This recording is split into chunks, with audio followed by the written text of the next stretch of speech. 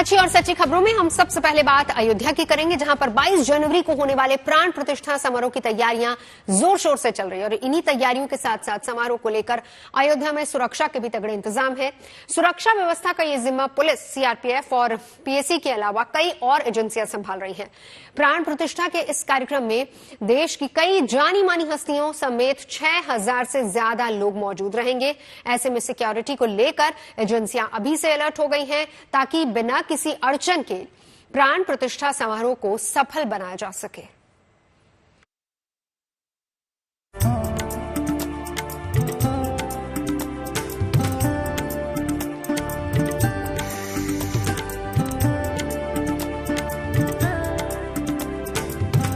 एक तरफ प्राण प्रतिष्ठा समारोह के लिए अयोध्या नगरी को बेहद करीने से सजाया जा रहा है, वहीं दूसरी तरफ 22 जनवरी के कार्यक्रम को लेकर सुरक्षा एजेंसियां अभी से चौकन्नी हो गई हैं, जिसकी गवाही अयोध्या के अलग अलग इलाकों से आई ये तस्वीरें दे रही हैं।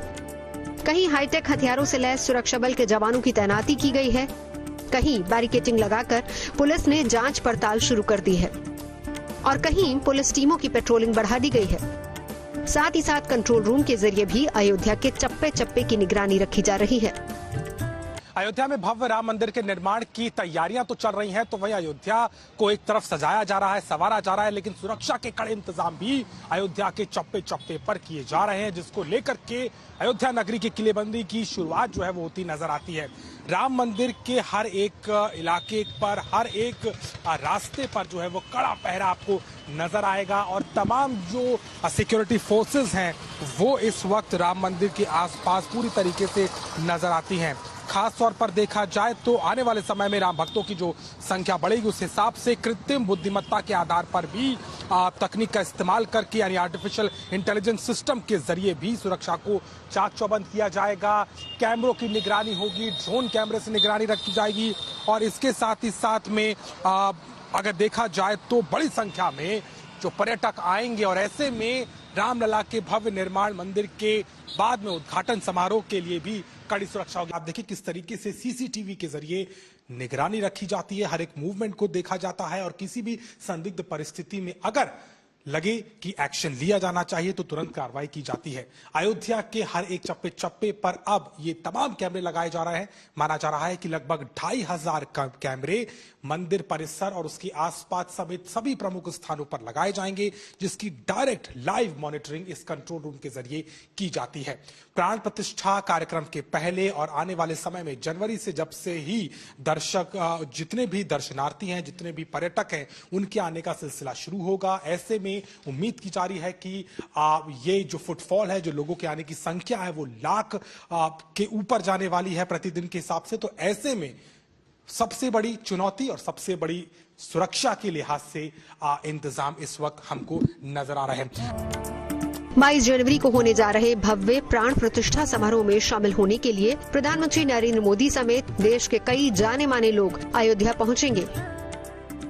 ऐसे में इन तमाम लोगों की सुरक्षा का जिम्मा पुलिस के साथ साथ सीआरपीएफ, पीएसी और दूसरी सुरक्षा एजेंसियां संभालेंगी। सिक्योरिटी प्लान के तहत जगह जगह चेकिंग पॉइंट्स बनाए जाएंगे और 2500 सीसीटीवी कैमरे भी लगाए जाएंगे, जिनमें कई कैमरे आर्टिफिशियल इंटेलिजेंस से लैस होंगे। वहीं हवाई खतरों को रोकने के लिए भी एयर टैक्टिकल एरोस्टेट सिस्टम की तैनाती अयोध्या में कर दी गई है। वर्तमान में भी हम लोगों ने सुरक्षा को अपने अपने घेरों के हिसाब से, जो हमारे स्थापित घेरे हैं उसके हिसाब से हमने उनको तैयार किया हुआ है। हमारे जितने कॉर्डन्स हैं उनको हमने न सिर्फ वहाँ पर सीआरपीएफ, यूपी, एसएसएफ, पीएसी और सिविल पुलिस के जो कंपोनेंट हैं वो हैं, बल्कि उनका लगातार उनके जो सौंपे हुए दायित्व हैं उनका हम लोग रिहर्सल करा रहे हैं। जो तकनीक का अधिकतम समावेश हर जगह पे हम लोग करते हैं वो इसमें हमने किया हुआ है। इस पूरे जो ड्रोन के रूल्स हैं हमारे, उसको हमने इसमें पूरी तरीके से पालन कराया हुआ है। किसी भी तरह से बिना अनुमति के कोई भी ड्रोन अगर उड़ता हुआ पाया जाएगा तो न सिर्फ उसे आइडेंटिफाई करेंगे बल्कि इस पर हम कार्रवाई भी करेंगे। एंटी ड्रोन सॉल्यूशंस को भी हमने इसमें समावेश अपने सुरक्षा योजना में इसको किया हुआ है, जिसको हम पूरी तरीके से इस बात के लिए प्रतिबद्ध है कि अगर ऐसी कोई स्थिति आती है तो हम उस पर एक अपना बेहतर क्रियात्मक परिणति उसकी दे सकें। इसके अलावा सरयू के घाटों पर भी निगरानी के लिए खास इंतजाम किए जाएंगे। ताकि नदी के रास्ते कोई भी अयोध्या में दाखिल न हो सके। बताया भी जा रहा है कि जल्दी ही राम मंदिर के लिए नई सुरक्षा योजना लागू हो जाएगी, जिसके बाद कोई भी व्यक्ति बगैर जांच पड़ताल के मंदिर के आसपास भी नहीं भटक पाएगा। आम जनता के लिए पहले से ही दर्शन हो रहे थे रामलला विराजमान के, और एक बहुत स्थापित प्रक्रिया हम लोगों की सुरक्षा को लेकर के थी। उसको हम लोगों ने और सुदृढ़ीकरण किया है, क्योंकि एक स्थान विशेष से दूसरे स्थान पर उसकी स्थापना भी है और वहां पर एक परकोटा है, एक व्यवस्थाएं वहां पर नए सिरे से बनी है उसी क्षेत्रफल में। तो वो व्यवस्थाओं को हमने केवल पब्लिक फैसिलिटीज सेंटर के पॉइंट ऑफ व्यू से जो हमने कहा ना, तकनीक का अधिकतम कैसे समावेश कर सकते हैं, क्योंकि एक जियोग्राफिकल एरिया थोड़ा बहुत घटता बढ़ता रहता है, तो एक डायनेमिक प्रोसेस है जिसमें कि सीआरपीएफ, यूपीएसएसएफ, पीएसी, ये सब लोगों के बीच में एक अंतर समन्वयात्मक स्थिति रहती है, विभिन्न एजेंसीज के बीच में एक बेटर कोऑर्डिनेशन रहता है। वो सारी चीजें डे टू डे बेसिस पे हम लोग करते हैं। अयोध्या हमेशा से ही संवेदनशील रही है। ऐसे में यहाँ जब भी कोई बड़ा धार्मिक आयोजन होता है तो शहर की सुरक्षा बढ़ा दी जाती है। लेकिन 22 जनवरी के प्राण प्रतिष्ठा कार्यक्रम के लिए सुरक्षा का एक अलग ही अभेद चक्र तैयार किया जा रहा है, ताकि कार्यक्रम के दौरान कोई परिंदा भी पर न मार सके। अयोध्या से अभिषेक मिश्रा के साथ bureau report, good news today. तो अयोध्या के बाद अब आपको लिए चलते कोलकाता, जहां के ऐतिहासिक ब्रिगेड मैदान में गीता पाठ कार्यक्रम का आयोजन 24 तारीख को होने वाला है।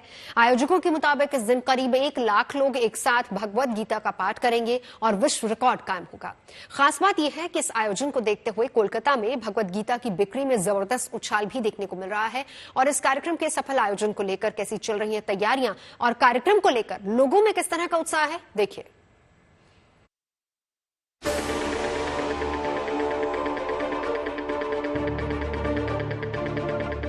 कोलकाता के ऐतिहासिक ब्रिगेड परेड ग्राउंड में चल रही ये तैयारियां 24 तारीख को होने जा रहे भगवत गीता पाठ कार्यक्रम को लेकर है, जिसमें शामिल होने जा रहे करीब 1 लाख लोग एक साथ भगवत गीता का पाठ करेंगे और एक विश्व रिकॉर्ड कायम करेंगे। बताया जा रहा है कि कार्यक्रम में साधु संतों के अलावा बड़ी संख्या में आम लोग भी शामिल होंगे, जो इस कार्यक्रम को सफल बनाने में अपना योगदान देंगे। इस आयोजन का मकसद यही है कि भगवत गीता में कही गई बातों को ज्यादा से ज्यादा लोगों तक पहुंचाया जाए। दरअसल कोलकाता के एक संस्था पिछले 1 साल से इसकी तैयारी में जुड़ चुका था, और जो बताया जा रहा है कि 24 तारीख इसी मैदान पर काफी सारे लोग आएंगे। जो आंकड़ा बताया जा रहा है कि एक साथ 1 लाख लोग गीता के श्लोक पढ़ेंगे, उसकी तैयारी चल रही है। और मेरे पीछे ये जो भव्य मंच तैयार हुआ है उसमें कई सारे जो साधु संत है वो विराजमान रहेंगे। गीता जयंती के अवसर पर आयोजित होने वाले इस कार्यक्रम को लेकर शहर भर में बड़े बड़े पोस्टर्स चिपकाए गए हैं, जिसमें प्रधानमंत्री नरेंद्र मोदी को भी हाथ जोड़े दिखाया गया है। हालांकि कार्यक्रम में प्रधानमंत्री शामिल नहीं होंगे। गीता पाठ कराने वाले आयोजकों का कहना है कि 24 तारीख के दिन ऐतिहासिक ब्रिगेड परेड ग्राउंड में 1 से ज्यादा कीर्तिमान रचे जा सकते हैं, जिसमें 5 अध्याय उसमें आएगा। पहला अध्याय अर्जुन विषाद योग, दूसरा अध्याय सांख्य योग, 12 अध्याय भक्ति योग, 15 अध्याय पुरुषोत्तम योग और 18 अध्याय मोक्ष योग।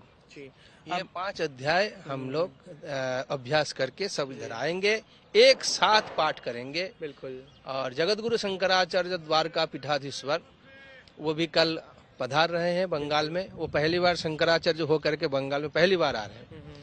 उनका भी उत्साह है और उनके साथ 1000 संत मंच में रहेंगे। कौन कौन से रिकॉर्ड जो है दर्ज होने वाला है? रिकॉर्ड में एक गीत है, हे पार्थ सारथी बाजाओ बाजाओ पांचो जन्नो शंखो। ये बंगाल का बहुत फेमस गीत है। बिल्कुल। और ये काजी नजरुल इस्लाम ने इस गीत का रचना किए थे और सुर भी उन्होंने डाले थे। तो वो बंगाल का गीता जयंती हर मठ मंदिर में छोटे बड़े आकार में होता है, लेकिन ये गीत सब जगह में गाया जाता है। तो इसलिए हमने काजी नजरुल इस्लाम का ये गीत को भी सम्मान देकर के इस मंच से 1 लाख लोग एक साथ एक ही गीत गाएगा। ये भी एक कोई नेशनल सॉन्ग होता है तो गाता है, कोई स्टेडियम में गा लिए, लेकिन एक ही गीत 1 लाख लोग गाने का जो ये है वो भी इस दिन होने होगा। 70,000 महिला भी शरीक होंगी जो शंखनाद करेंगे, ऐसे भी सुनने में। और हम लोग बोले हैं घर घर से आते समय जो हमारा सनातनी पहचान है घर घर में वो शंखनाद और बंगाल का उलूद ध्वनि बोलते हैं। जी बिल्कुल। हाँ, तो ये भी इस बीच बीच में चलता रहेगा।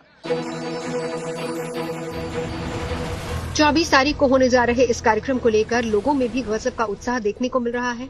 बताया जा रहा है कि जैसे जैसे कार्यक्रम की तारीख नजदीक आ रही है, वैसे वैसे भगवत गीता की प्रतियों की बिक्री में जबरदस्त उछाल देखने को मिल रहा है। गोरखपुर गीता प्रेस के कोलकाता के प्रबंधक आनंद लाडिया के मुताबिक पिछले 1 महीने के अंदर गीता प्रेस ने बांग्ला भाषा में लिखी गीता की 55,000 प्रतियां बेची हैं, जबकि हिंदी भाषा में लिखी भगवत गीता की करीब 34,000 प्रतियां बिकी हैं।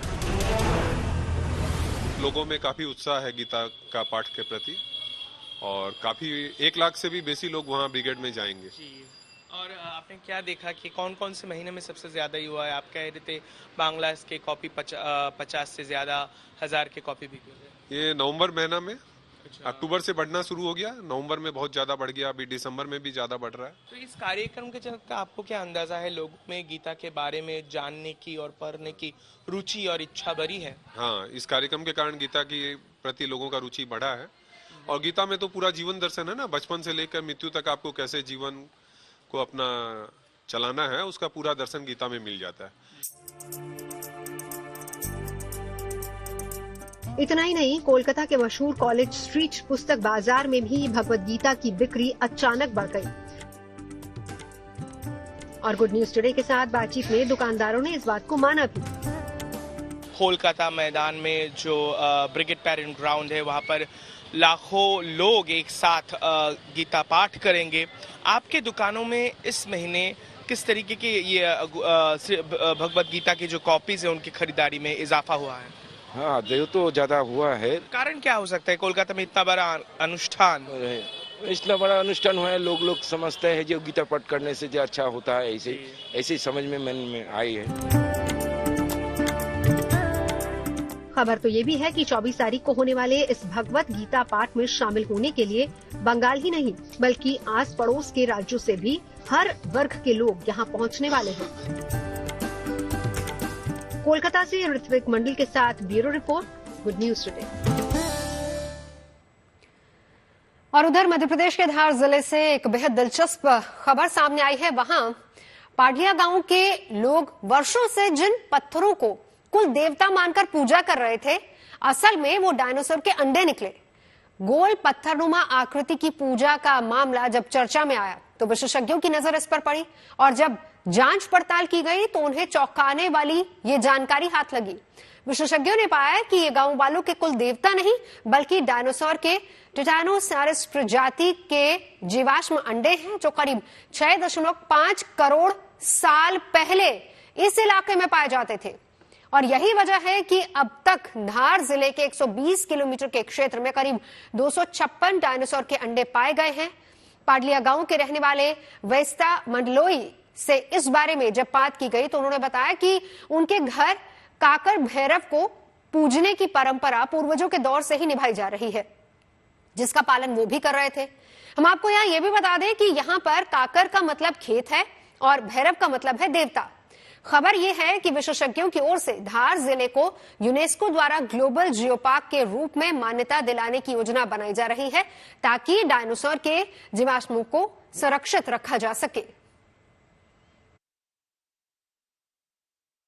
गांव के वो भिलेट बाबा करके मानते थे जी, वो पूछते थे हम। हाँ। उस पे नारियल चढ़ाओ, पूजा करो, और जब समय आता बारिश की समय तो उस पे बकरे भी चढ़ते भैया जी। हाँ, वो गांव वालों सब मिलके ने चंदा करके चढ़ाते। ऐसी जानकारी लगी आपके गांव में इस तरह के 2 स्थान हैं, 2 फलियों में अलग अलग? हाँ, तो एक ये हमारे खेड़ापुरा में है एक भिलेट बाबा, वहाँ पर ये गुल दगड़ा मानते थे। हाँ। उसको कई सालों से पहले लोग पूछते थे। अच्छा अच्छा। तो ये तो बाद में पता चला कि खुद हुई तब कि यार ये गुल दगड़ा नहीं अंडा है डायनासोर। अच्छा, और दूसरा स्थान कहाँ है? एक दूसरा स्थान पटेलपुरा में है, उसके बारे में पता लगाया सर को उनको जी। हाँ, और ये फॉरेस्ट विभाग में ले जाके रखा है। और अब बात पंजाब में नकली शराब के खिलाफ छेड़े जा रहे अभियान की। खास तरीके से ट्रेन किए स्निफर डॉग जमीनों में छिपाई गई नकली शराब को सूंघ कर निकालेंगे। पंजाब उन राज्यों में शामिल नहीं है जहां पर शराबबंदी लागू है, यानी वहां शराब बनाना, बेचना और पीना अपराध नहीं माना जाता। फिर भी वहां नकली शराब का कारोबार खूब फल फूल रहा है और उसको पीने वाले बेवक्त मौत के मुंह में समा जाते हैं। अवैध तरीके से बनाई जाने वाली नकली शराब की वजह से देश में हजारों लोगों की जान जाती है। पिछले साल लोकसभा में केंद्र सरकार ने साल 2016 से लेकर साल 2022 के बीच 6000 से ज्यादा लोगों की मौत की जानकारी दी थी, जिसमें तीसरे नंबर पर पंजाब था। अवैध तरीके से बनाई जाने वाली नकली शराब से 725 लोगों की जान चली गई थी और ये आंकड़े सरकारी हैं। मतलब आप अंदाजा लगा सकते हैं कि असल में नकली शराब से होने वाली मौतों की संख्या उससे कहीं ज्यादा हो सकती है। नकली शराब के इसी जहरीले व्यापार पर चोट करने के लिए पंजाब का आबकारी विभाग, Punjab home guards, canine training and breeding institute नाम की एक संस्था के साथ मिलकर बेल्जियन शेफर्ड नस्ल के कुत्तों को ट्रेन कर रहा है, जिन्हें पंजाब के 3 लोकेशंस पर तैनात किया जाएगा, जो कि सूंघकर नकली शराब का पता लगा सकेंगे, जिसे पंजाब में लाहन भी कहा जाता है।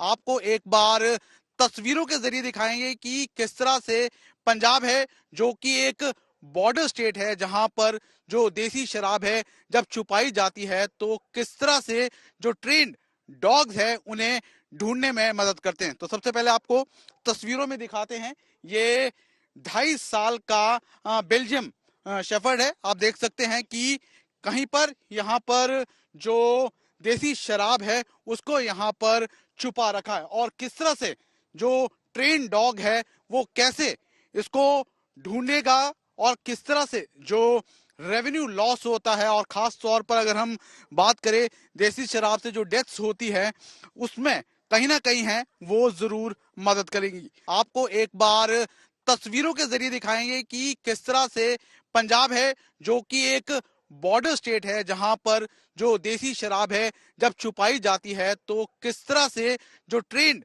डॉग्स है उन्हें ढूंढने में मदद करते हैं। तो सबसे पहले आपको तस्वीरों में दिखाते हैं, ये 2.5 साल का बेल्जियम शेफर्ड है। आप देख सकते हैं कि कहीं पर यहाँ पर जो देसी शराब है उसको यहाँ पर छुपा रखा है और किस तरह से जो ट्रेन डॉग है वो कैसे इसको ढूंढेगा और किस तरह से जो रेवेन्यू लॉस होता है, और खास तौर पर अगर हम बात करें देसी शराब से जो डेथ्स होती है उसमें कहीं ना कहीं है वो जरूर मदद करेंगी।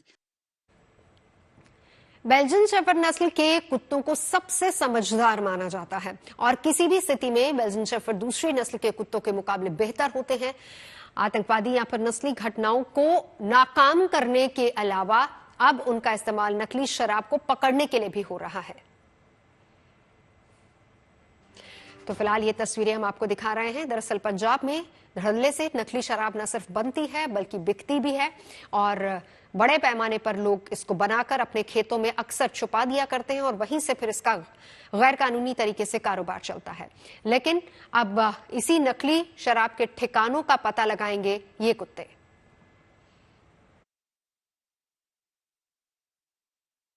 जिस तरह से आपने कहा, जो ये बेल्जियम शेफर्ड्स है ये पूरी तरह से ट्रेन किए जाते हैं, तरह तरह की जो सेंट्स हैं उनमें ये माहिर होते हैं। सर, जानना चाहेंगे किस तरह से इनकी ट्रेनिंग कैसे की जाती है, कैसे पता चलता है कि ये जो इलीगल या फिर हम कहें जो स्पूरियस लिकर है कैसे आइडेंटिफाई करते हैं ये? सर, जब हम ट्रेनिंग देते हैं, हमारी ट्रेनिंग की जो टेक्निक है या मेथोडोलॉजी है वो टोटली डिफरेंट है जो इंडियन ट्रेडिशनल ट्रेनिंग से है। हम डॉग को ट्रेन करते हैं फूड रिवॉर्ड पे। जब उसको स्मेल पे बैठाना शुरू करते हैं, ट्रेन करना करते हैं, उसको हम जब देते हैं खाना तब मिलता है जब वो एक स्मेल के ऊपर जाके बैठ जाता है। जैसे आप देख रहे थे, ये डॉग खोदना शुरू होके उसके बाद बैठ गया और अपने हैंडल की तरफ देखे। इसी को हम ट्रेनिंग करते हैं, जिसके अंदर क्या हो, सक्सेस इज मोर देन 98%। जो इंडियन ट्रेडिशनल टेक्निक्स है उसमें क्या करते हैं, डॉग ने कुछ ढूंढ लिया तो उसको बॉल दे दी, उससे क्या तो उसका धीरे धीरे इंटरेस्ट खत्म हो जाता है। बट इसके अंदर उसको मालूम है कि उसकी मॉर्निंग ड्रिल भी होनी है और इवनिंग ड्रिल भी होनी है। खबरें सच्ची होनी चाहिए, अच्छी खुद ब खुद लगती हैं। Navjot Randhawa signing off. आप सुनते रहिए गुड न्यूज और देखते रहिए गुड न्यूज टुडे।